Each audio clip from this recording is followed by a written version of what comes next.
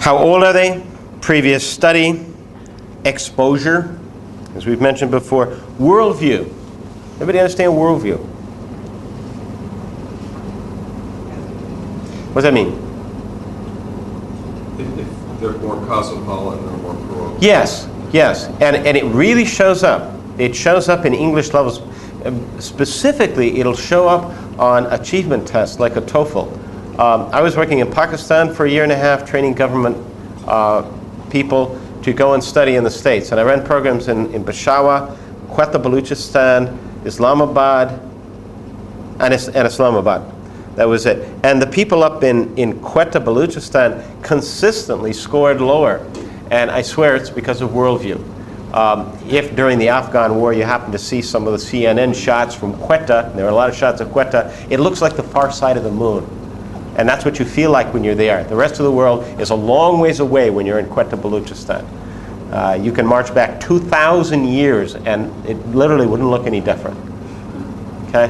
And worldview has a big effect. Worldview will hit you right here in Bonpei when we study, because if you use the context world trip, a world trip would include 7 locations in Thailand, 1 someplace else in Asia, and maybe 1 other. That's all you can do. I'm not saying they don't know anything else, but they really can't identify very closely with, 5 locations in Europe, 3 in Africa. No, pretty much you've got to deal with a fairly localized trip here. That's worldview. Learning styles, makes sense to everybody, I think. Interests and lifestyle. I would even put that down as socioeconomic. We're going to be teaching in Bonpei. What do you think their parents do? Are they bankers and lawyers and doctors? No. What do their parents do? Shopkeepers. Maybe a shopkeeper, maybe a policeman, maybe a resort owner at the high end, maybe a motorcycle taxi driver at the lower end. Okay? So that affects what's going to happen in that class. It affects the context you can use, or specifically if you teach a lesson like, what do you want to do in the future?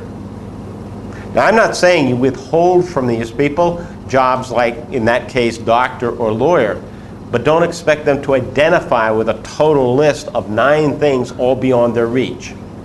Maybe you'd want to throw in a few things that they fantasize about, like being a rock star, or things maybe more locally pertinent, like being a shopkeeper. Teachers.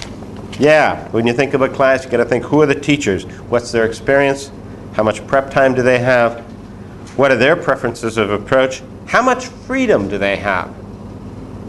Basically, do they have to just teach a book, or do they have freedom to go beyond that? And what's their motivation?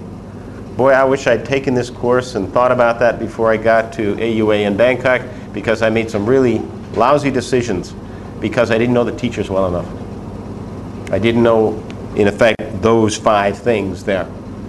What their motivations were, how much prep time they had, etc. As a rule, how much freedom do you have in faculty? You have as much or as little as you would have anywhere, depending upon the range of schools. The freedom would, let's go in the middle. With AUA, they tell you to teach 1 page a day. They don't tell you how to teach the page. But it's a guideline, and you have to keep pretty much to what they do there. And they try to keep you on the straight and narrow by saying if you want to photocopy any additional material, you have to submit it 24 hours in advance and get it signed off on, which is specifically to discourage you from supplementing the material, thereby getting their course level progression out of sync, because you must finish so many pages. Okay? A situation at the other end would be a university situation where often you have no guidelines at all. They give you a book and say, well, you just teach what you can teach. And you can supplement, you can go slow, you can go fast, whatever you want. Other places, Bell Educational Trust would be another example. They're very, very specific. They say, teach exactly this, and this is your lesson, day to day. They tell you exactly what you have to do. So it's all over the map, Paul. Sorry. And I think that's true in every country. It just depends on which school you go to. Okay, let's get to the fun part here. And the fun part is we're going to look at some books. Page 77. Now, before I pass out books, at which point I'll lose your attention completely, which would be good. That's the point. Keep me off the stage here. Let me just quickly explain. You've got 1, 2, 3, and then on the next page, 4, 5 boxes. In the left-hand box here, I just want you to write the title of the book. This is just notes for you. In the right-hand box, and notice I haven't given you a lot of space, have you? Have I? This isn't, you haven't got enough for a New York Times book review here. Okay? This is about a 3 to 5 minute look at the book to decide, do I like this book or not? And then a few little notes on why you like it or why you don't like it. Now we're going to get deeper into sort of book evaluation after you've done this, but I want to give you a taste for some books first. Sort of a basis upon which to start refining your thinking. But let's just start off with your overall impressions. Do you like this book? Or don't you like the book? Why do you like it? Why don't you like it?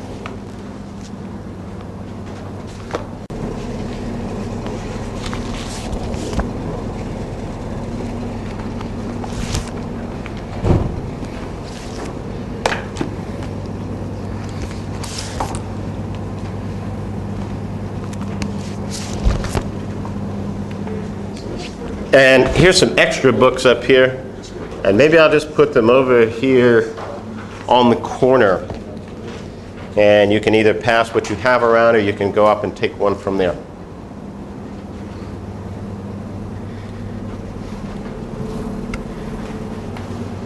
So this is almost like the first thing that comes into your mind when you lay out. Yeah, I mean, look it over a little bit, page through it. Do you like it? Or you don't like it? Why do you like it? Why don't you like it?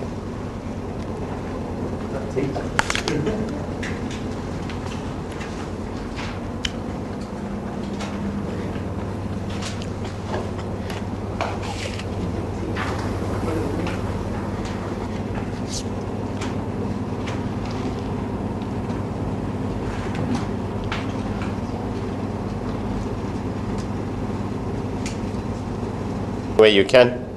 And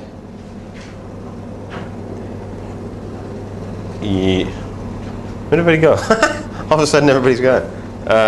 If we could get these 4 people here. 2, 3, 4. 1, 2, 3, 4. Group here. I guess if you, yeah, Chris, if you can get together with these guys over here, it'll work out. And what I'd like you to do is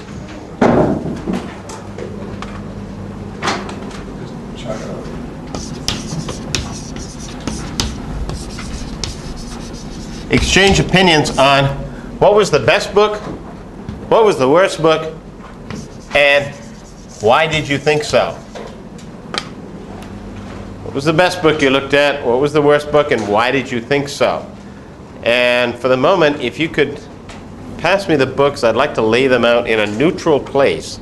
And then if you need to go run and get it, you can go run and pick it up to show other people why you think so. Okay? I'm going to put them all right over here. Yep, that's good. Lay them right out here so people can. And then if you need to come look for a book, just come over here and pick it up. Okay? I do agree with that. Some of the topics are irrelevant. I said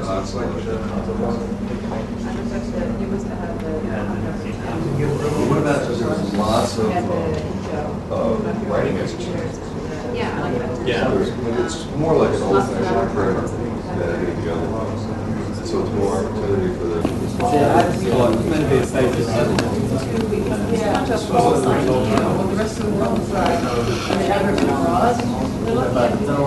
like that one.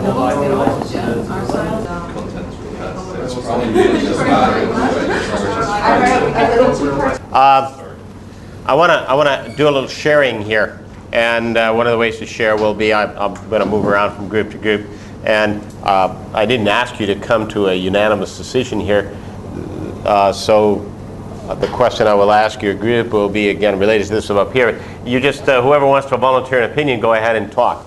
Again, I know that you didn't agree on these things. So let's start with these guys over here. Would you tell us some book that you guys, one of you found at least, thought was very good or the best, and why was it good? I We looked at the interchange, I looked at the intro, and Helen looked at the, I guess, continuing in the next one. And we both agree that's pretty good. Interchange. Yeah. And why did you think it was good? One was for beginners. There's lots of grammar practice, vocabulary. The communicative activities were not really there, but I think they could be developed from the book, which is something I always look for in the text. I can't get anything out of it. I don't need it all to be there, but if I can develop something from it, that's important. Yeah, lots of grammar practice, vocabulary that's useful, really, really useful stuff for beginner learners. The pictures were good. I like the pictures. I don't like real reality of pictures only in the book. Only pictures of real people like us in the classroom. I think the literacy students a lot. They think we have to see what borders look like. You know? Sometimes when you mix them up, it's also good. Cartoons, colors, and like real photos combined. Very, I think, teacher friendly. Okay, good. Go to you guys. Some book that one of you found that you thought was really good, and tell us why you thought it was good.